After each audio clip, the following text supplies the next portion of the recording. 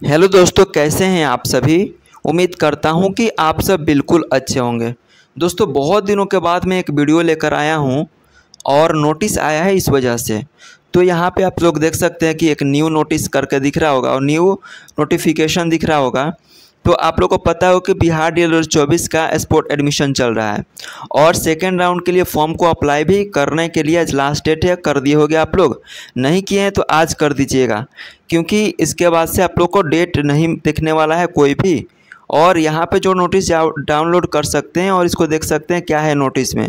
तो चलिए मैं करके दिखा देता हूँ कि यहाँ पे वैकेंट सीट स्पोर्ट राउंड 2 के लिए, तो इस पर जैसे ही क्लिक करेंगे तो यहाँ पे देख सकते हैं कि ये खुल जाएगा PDF। और यहाँ पे आप लोग देख सकते हैं कि कौन सा डिस्ट्रिक्ट में कितना सीटों की संख्या बचा हुआ है। तो मैं बता देता हूँ, एक दो डिस्ट्रिक्ट का बता देते हैं, इससे आप लोग को आइडिया लग जाएगा। तो देखिए यहाँ से जो अररिया है ना, district institute of education and training DIET फॉरवेसी अररिया, इसमें देखो कैटेगरी का EBC है, उसका 1 सीटों की संख्या बचा हुआ है। वैसे अररिया में ही अनरिजर्व के लिए 1 सीट बचा हुआ है और किशनगंज में EBC के लिए 1 सीटों की संख्या बचा है। फिर किशनगंज में ही EWS के लिए भी 1 सीटों की संख्या बचा हुआ है। ठीक है, तो ये डाउनलोड करके आप लोग देख सकते हैं। और वही किशनगंज में ही अनरिजर्व के लिए 5 सीटों की संख्या बचा हुआ है। और कटिहार में 1 सीट, EBC के लिए 3 सीट, कटिहार में ही EWS के लिए 1 सीट, कटिहार में ही SC के लिए 2 सीट एंड कटिहार में ही देख सकते हैं कटिहार में ही अनरिजर्व के लिए 5 सीटों की संख्या बचा हुआ है। वैसे ही कटिहार में ही WBC के लिए 1 सीट।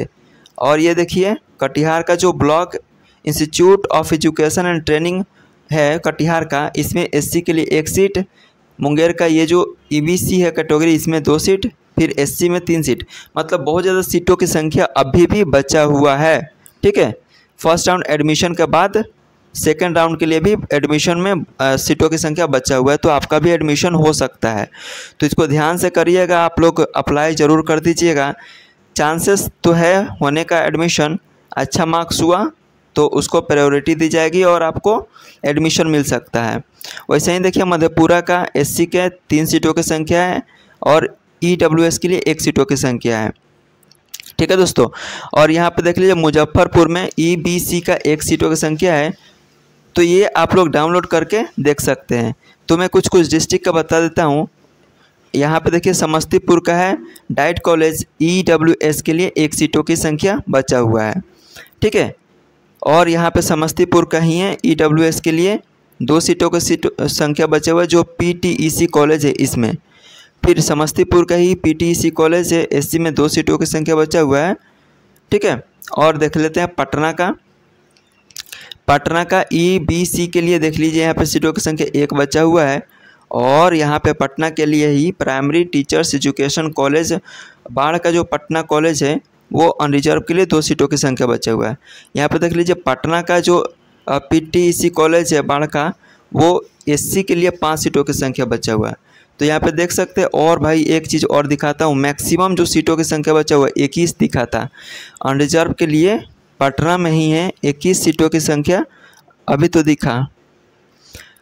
तो ये 3 पेजों का ये PDF डाउनलोड करके आप लोग सभी डिस्ट्रिक्ट का देख सकते हैं। लास्ट में यहाँ पे दिखेगा गोपालगंज, सिवान और सारण का। ठीक है, तो यहाँ पे देख सकते हैं गोपालगंज का ही अनरिजर्व के लिए 3 सीटों की संख्या है। तो अनरिजर्व में सबसे ज़्यादा सीटों की संख्या देखने को मिल रहा है और SC में भी सीटों की संख्या। OBC तो देखने को ही बहुत कम सीटों की संख्या मिल रही है, 1-1, 2-2 सीट की संख्या मिल रहा है। लेकिन वही बात करें आप लोग का अनरिजर्व में, और अनरिजर्व में सबसे ज़्यादा सीटों की संख्या दिख रहा है सभी डिस्ट्रिक्ट में।